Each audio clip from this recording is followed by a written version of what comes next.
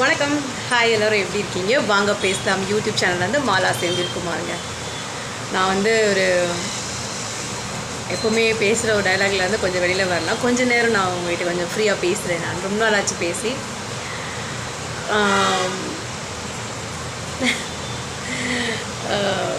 முகம்லாம் மாறின மாதிரி தெரியுதா? என்னை ஃபாலோ பண்ணிகிட்ருக்கு நிறைய பேருக்கு ரொம்ப நாள் கழித்து நான் இந்த மாதிரி ஒரு வீடியோ ரொம்ப நாள் கழித்து போடுறேன்னு நினைக்கிறேன். ஓகே, நான் பேசுகிறது கேட்குதுங்களா உங்களுக்கு? ஏன்னா இப்போ ரொம்ப வாய்ஸ் ரொம்ப கம்மியாயிடுச்சு மாலாவுக்கு. முன்ன மாதிரி வாய்ஸ் சவுண்டாக கேட்காது. கதவு சாத்தி வைப்பேன், அது இன்றைக்கி காற்று ரொம்ப கம்மியாக இருக்குது, அதனால் கதவு திறந்து வச்சுருக்கேன். கொஞ்சம் வெளியே சவுண்டும் வரும். ஸோ எல்லோரும் எப்படி இருக்கீங்க? மாலா ரொம்ப ரொம்ப சந்தோஷமாக இருக்கேன். முன்னாடியெல்லாம் ரொம்ப ரொம்ப சந்தோஷமாக இருக்கேன் அப்படிங்கிறத கொஞ்சம் விளையாட்டுத்தனத்தோடு சொல்லுவேன். இப்போ மாலா ரொம்ப ரொம்ப சந்தோஷமாக இருக்கேன் அப்படிங்கிறத கொஞ்சம் ஆன்மீகத்தனத்தோடு சொல்கிறேன்.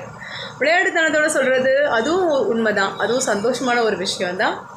ஆன்மீகத்தனத்தோடு சொல்கிறது அப்படிங்கிறது அதுவும் ஒரு விதமான ஒரு சந்தோஷம்தான்.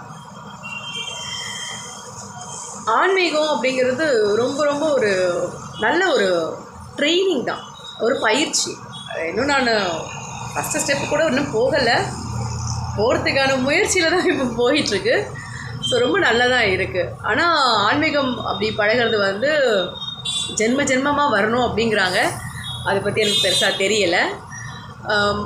நானும் ரொம்ப நாள் ஆச்சு உங்கள்கிட்ட பேசி. கொஞ்ச நாளாக மழை ஒர்க் போயிட்டுருக்கேன். ஸோ காலையில் ஒர்க்கிங் டைமெல்லாம் கொஞ்சம் ஈஸியாக தான் இருக்குது. பேசிக்கலி ஐம் சோம்பேறி.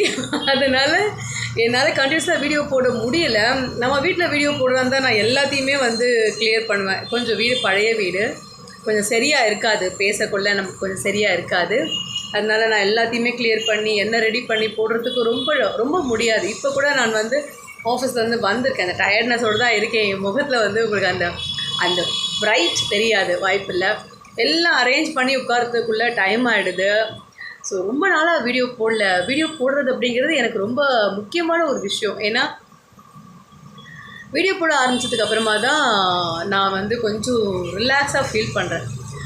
ஆஃப்டர் யூடியூப் அதுக்கப்புறமா தான் நான் கொஞ்சம் ஓகே, நம்ம ஏதோ பரவாயில்ல அப்படிங்கிற மாதிரி தாட்டுக்கு மாலா வந்திருக்கேன். ஸோ வீடியோ போடுறத நான் நிறுத்த முடியாது. வியூ போகலை, அதை பற்றி ஒரு பிரச்சனையும் இல்லை.